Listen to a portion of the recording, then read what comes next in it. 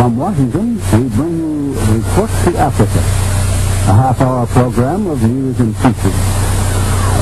First,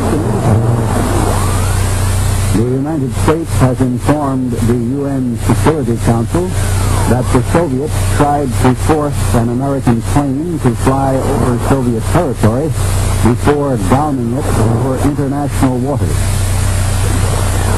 The Republican Party's presidential nominating convention has opened at Chicago, and Vice President Nixon says he will fight for a strong civil rights plank in the party's platform. And Congolese Premier Patrice Lumumba is continuing his talks with UN Secretary General Dag Hammarskjöld. Those are the headlines. Now the details of these and other stories. The United States said today that a Soviet fighter plane tried in vain to force an American plane to fly over Soviet territory before shooting it down in international waters of the Barents Sea July 1st. U.S. Ambassador Henry Cabot Lodge told the UN Security Council that American electronic devices had tracked the plane's course exactly. And he charged the Soviets with piracy and an irresponsible, illegal act in shooting the plane down.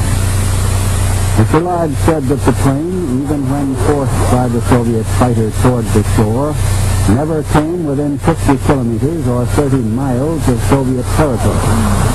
He said that 20 minutes after the Soviet plane it was shot down, the American plane, having evaded the Soviet fighter, was 320 kilometers or 200 miles away from the Soviet Union.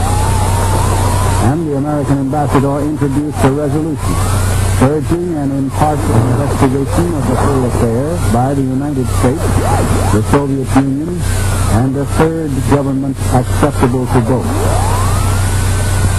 Vasily Kuznetsov of the Soviet Union immediately countered that Mr. Lodge's entire statement on the plane was false.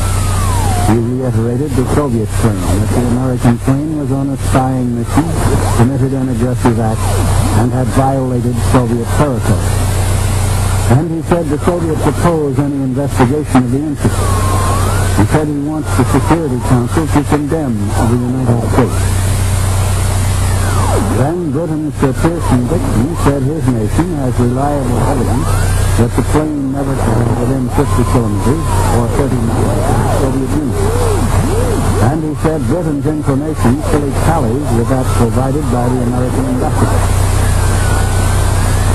Ambassador Lodge, in his statement, said many people in many nations are both mystified and concerned with the recent behavior of the Soviet Union, and are asking whether the Soviet leaders are actually seeking a pretext for war. He said that all of mankind has reason for concern about repeated threats of Soviet rulers to launch rockets anywhere in the world in support of Soviet ambition. He said the United States also has rockets, but does not threaten, as Moscow threatens, to use them to bend peaceful nations to its will. American Ambassador Lodge said the RB-47 was an electromagnetic observation flight, and that its well-trained crew had every right to enjoy an unobstructed flight. He called the arrest of 2 surviving crew members illegal. He said they had been refused their right to get in touch with the American embassy in Moscow as international law and custom demand. The Republican National Convention got underway today in Chicago. In the next few days, it will choose the party's presidential and vice presidential candidates and adopt a platform or statement of principles. The convention was opened by National Chairman Christian Morton with a resounding attack upon the Democratic opposition. He charged that the Democratic platform contained truly fantastic claims which, if carried out, would result in an artificially stimulated, limitless spending, total welfare state. In contrast, Mr. Morton said, The Republican presidential candidate will run on a sincere and realistic platform to build a better America. As Mr. Morton was speaking, Vice President Nixon flew into Chicago to a warm reception and almost certain selection as the party's presidential candidate. Before leaving Washington a few hours before, Mr. Nixon said he would fight for a strong civil rights provision in his party's platform. In this, he was joined by New York's Governor Nelson Rockefeller, who had been the only other strong contender for the party's presidential nomination. Mr. Rockefeller said in Chicago that the draft of the civil rights proposal, as reportedly prepared by the platform committee, was not acceptable to him, and he would seek to have it strengthened by the committee itself or on the convention floor.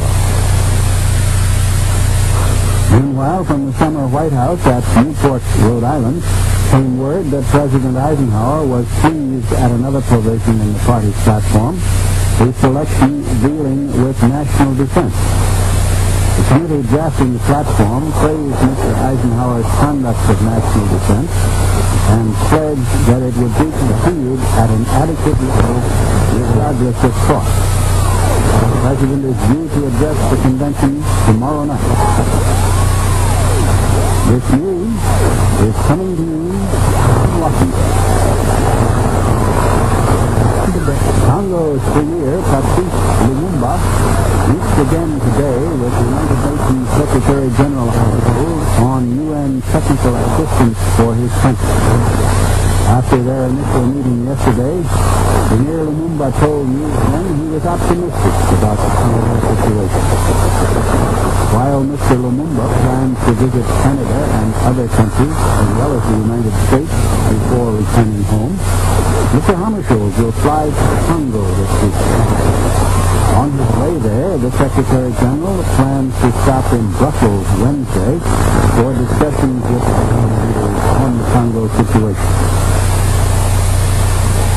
In the Congo itself, United Nations authorities announced that some 7,100 UN troops are now on hand.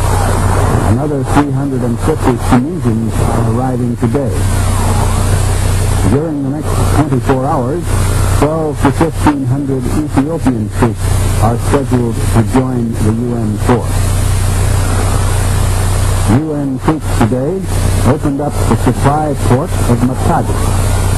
American Lieutenant General Raymond Wheeler supervised the restoration of full port operations. The retired U.S. Army engineer directed the clearing of the Suez Canal in 1956.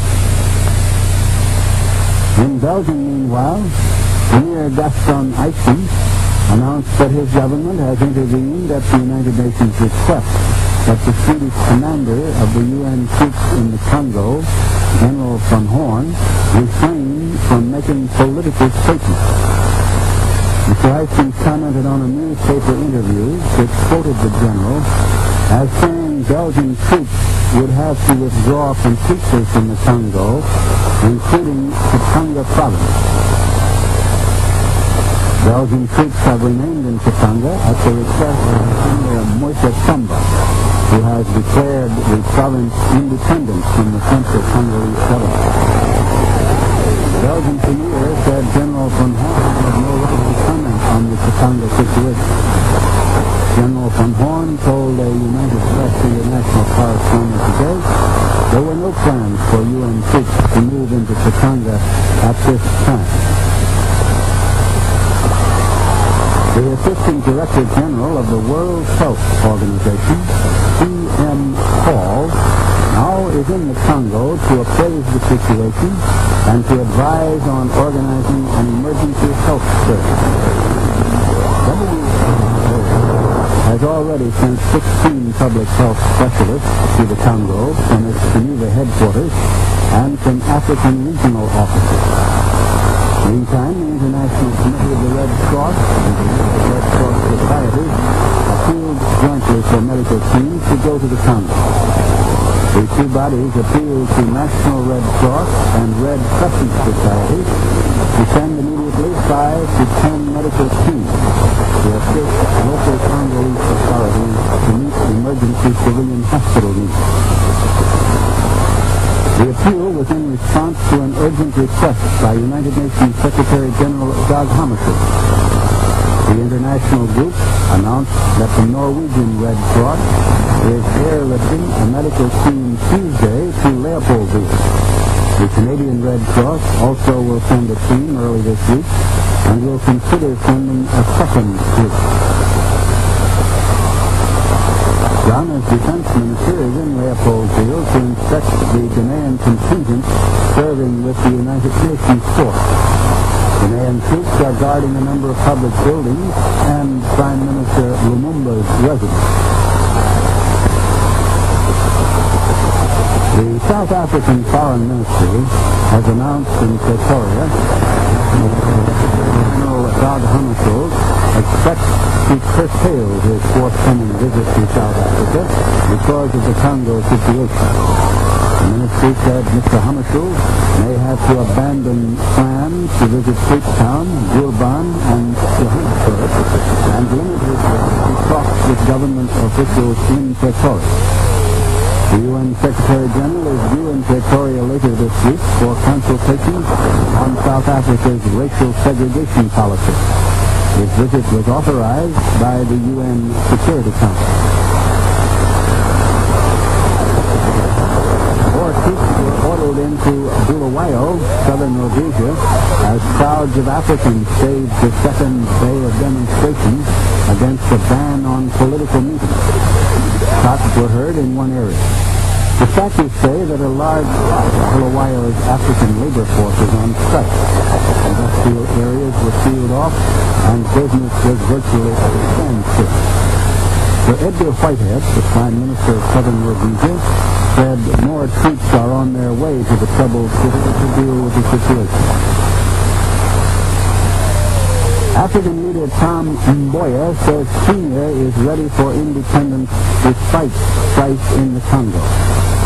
Mr. Mboya, who is General Secretary of the Kenya Labor Federation, is in the United States to help raise funds to finance an airlift of African students to attend American schools. Mr. Mboya said African leaders in Kenya are preparing guarantees of private property for that country's Bill of Rights when it becomes independent. He said Kenya should be declared independent immediately and said a committee should be set up to govern on an interim basis. Mr. Mboya said he would confer with Congolese Premier Patrice Lumumba in his American visit. He plans to see Democratic presidential nominee Senator John Kennedy Tuesday and hopes to meet Vice President Nixon before returning to Kenya Friday. And that's the news in detail. Now, to summarize, American Ambassador Lodge has told the UN Security Council that the Soviets tried to force an American plane to fly over Soviet territory before shooting it down in international waters. The Republican Party's presidential nominating convention is in session at Chicago. Vice President Nixon says he will fight for a strong stance on the party's platform. Congolese Premier Patrice is continuing his talks at UN headquarters in New York with Secretary General Hammarskjöld. In the Congo itself, more than 7,000 UN troops are reported on hand. In Belgium, Premier Eystens has instructed his UN delegate to request that the UN commander in Congo, General Van Horn, refrain from making political statements. That's the latest news from Washington. This is Report to Africa.